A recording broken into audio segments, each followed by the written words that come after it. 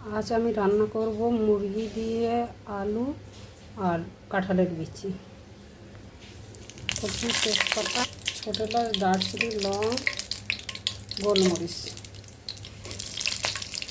এখন এখানে 1 কাপ পেঁয়াজটা হালকা নরম হয়ে গেছে। এখন মরিচ গুঁড়া আর হলুদ গুঁড়া দিলাম পরিমাণ মতো, আদা রসুনও দিলাম পরিমাণ মতো।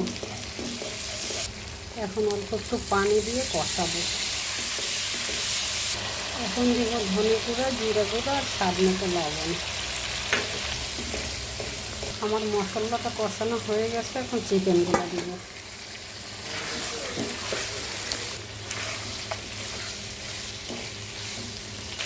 এখন একটু পানি দিব।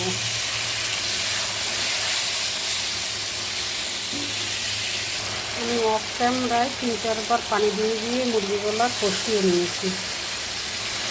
এখন সেদ্ধর জন্য পানি দিলাম। এখন সেদ্ধ হওয়ার জন্য ঢাকনা দেব।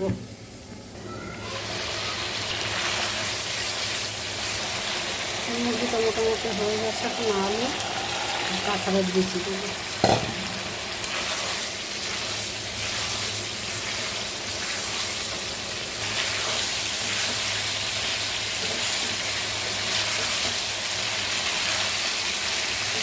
আমার কাঁঠালের বিচি আর আলু দিয়ে মুরগিটা কষানো হয়ে গেছে।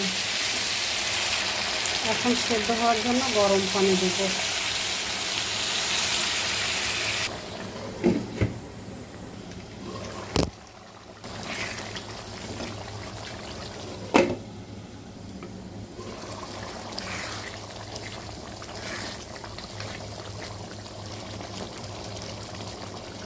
আমার আলু আর কাঁঠালের বিচিগুলো সেদ্ধ হয়ে গেছে, মুরগিটাও সেদ্ধ হয়ে গেছে। এখন দিব জিরা গুঁড়া আর গরম মশলা গুঁড়া।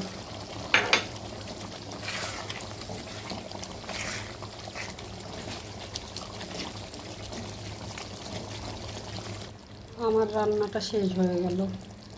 অনেক মজাদার কাঁঠালের বিচি, দেশি ছোট লাল আলু দিয়ে মুরগি রান্না।